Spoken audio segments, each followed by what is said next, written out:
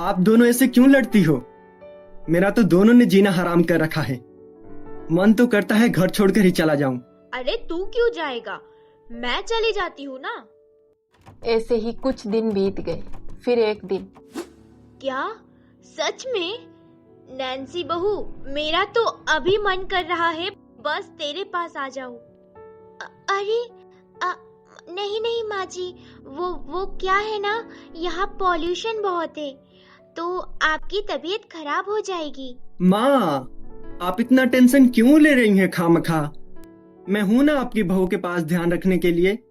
और जब आपका पोता या पोती आ जाएगी तब तो हम खुद ही आपके पास आ जाएंगे।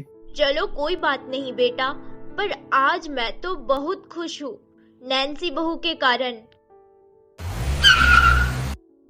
अरे माँ, आज तो बहुत खुश लग रही हो, क्या बात है? अब क्या खुशी की बात पर खुश होना भी छोड़ दूं? जब से तू इस जेनिया को लेकर आया है तब से पूरा घर नरक बना दिया है, नरक। उफ, माँ बाप दोनों का मैं क्या करूं? मैं तो आप इसीलिए इतनी खुश हैं? अरे हमारे घर में एक नया मेहमान आने वाला है कुछ टाइम बाद, और तू भी चाचा बनने वाला है। क्या? माँ सच में नैन्सी भाभी प्रेग्नेंट हैं? हाँ, और क्या, झूठ थोड़ी है। अगर ध्रुव ये झूठ माँ जी को पता चल गया तो? नैन्सी, मैंने माँ को यहाँ आने से मना कर दिया है। वो मेरे बिना पूछे यहाँ नहीं आएंगी। तुम टेंशन मत लो यार। और 9 महीने बाद जब हम कोई बच्चा गोद ले लेंगे तब हम या तो उन्हें यहाँ पर बुला लेंगे या फिर हम वहाँ चले जाएंगे। मॉम, अब तो घर का पूरा काम कर रही हूँ, फिर भी आप मुझे पूरे दिन सुनाती रहती हो। पिछले 40 सालों से इस घर के रीति रिवाज को अच्छे से निभाते आई हूँ। टाइम पर उठना, सभी का पूरा ख्याल रखना। जब से तू इस घर में आई है कोई टाइम पर खाना नहीं, कोई टाइम पर उठा नहीं। अच्छा, तो फिर आप खुद ही कर लीजिए, मुझे क्यों सुनाती रहती है? दिन में पूरे दिन तो झगड़ा के सिवाय आपसे कोई काम भी नहीं होता, खाली दिमाग शैतान का घर। जेनिया, माँ से ऐसे बात करते हैं? तुम्हें थोड़ा बहुत सेंस है? बड़ों से कैसे बात करते हैं? फिर बोलती हो कि माँ मुझे गुस्सा दिलाती हैं। ओ, इसका मतलब मैं ही झगड़ा करती हूँ जैसे तुम्हारी मॉम तो कुछ बोलती ही नहीं। शांति जी और जेनिया का सोचने का तरीका बिल्कुल डिफरेंट था, क्योंकि जेनिया तो अपने तरीके से काम करती थी जो शांति जी को बिल्कुल भी पसंद नहीं था। फिर ऐसे ही 7 महीने बीत गए। जेनिया ऑस्ट्रेलिया चली गई थी अपने पेरेंट्स से मिलने के लिए, क्योंकि वो शादी के बाद एक बार भी ऑस्ट्रेलिया नहीं गई थी और घर पर बिल्कुल शांति थी। अब पूरे घर का काम शांति जी को अकेले ही करना पड़ता था।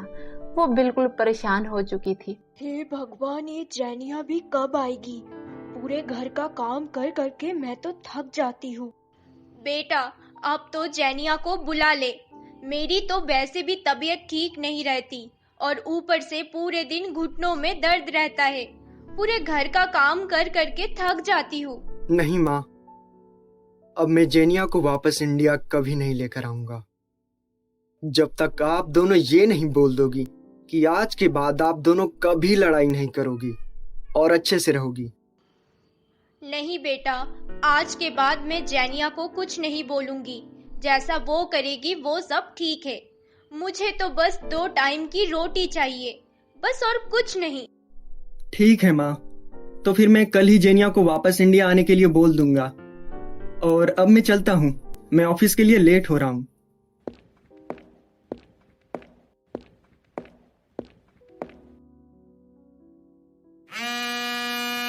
हेलो ध्रुव बेटा, तू कैसा है? और बहू ठीक तो है ना बेटा? हाँ माँ, बिल्कुल ठीक है। और आप दादी बन गई हैं। माँ, आपके पोती हुई है, पोती। क्या? अरे भगवान ने मेरी सुन ही ली। बेटा, मेरा तो बहुत मन कर रहा है अपनी पोती से मिलने का, पर क्या करूं, घुटनों में बहुत दर्द है और जेनिया भी यहाँ पर नहीं है। कैसे आऊं? नहीं माँ, आपको आने की कोई जरूरत नहीं है। आप अपनी तबीयत का पूरा ध्यान रखो। मैंने अपना ट्रांसफर वापस करवा दिया है वहीं पर। 2 महीने बाद हम वहीं पर आपके पास ही आ जाएंगे। ध्रुव और नैन्सी ने मिलकर एक बेटी को गोद लिया जो दिखने में तो लगभग उनके जैसी ही थी। नैन्सी की झूठी प्रेगनेंसी की खबर को सुनकर किसी को शक भी नहीं हुआ। ये बात सिर्फ नैन्सी और ध्रुव ही जानते थे और उनके बीच में एक राज बनकर रह गई थी।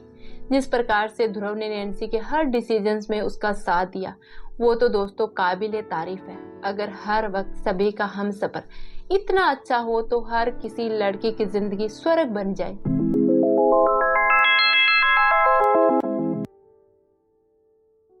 सानवी, ओ सानवी बेटा, मेरी गोलू मोलू कहाँ है? दादी के पास नहीं आना क्या? मॉम, भाभी, आ जाओ, कॉफी पीते हैं। फिर वो तीनों सास बहू बैठकर कॉफी पी रही थी और साथ में बातें भी कर रही थी। अब पूरा परिवार हंसी खुशी रहने लगा। ये सच कहा है किसी ने, या तो किसी लड़की का सच माँ बाप छुपा सकते हैं या फिर एक अच्छा हमसफर। और ये हमसफर नैन्सी की जिंदगी में पति के रूप में ध्रुव मिला। इस बात से ये साबित होता है भगवान किसी न किसी रूप में लोगों को खुशियां दे ही देते हैं। तो गाइस, आपको ये स्टोरी कैसी लगी हमें कमेंट सेक्शन में अपनी राय जरूर देना। और हाँ, अगर आपने अभी तक हमारे चैनल को सब्सक्राइब नहीं किया है तो प्लीज जल्दी से सब्सक्राइब कर दीजिए और बेल आइकन वाला बटन जरूर प्रेस कर लेना। मिलते हैं अगले एक नए शानदार किस्से के साथ। और हाँ, अगर आपके पास कोई भी ऐसा सोशल इश्यूज है तो आप हमें कमेंट सेक्शन में जरूर बता सकते हैं। अगली स्टोरी हो सकता है आपके उसी सोशल इश्यूज पे आए। धन्यवाद।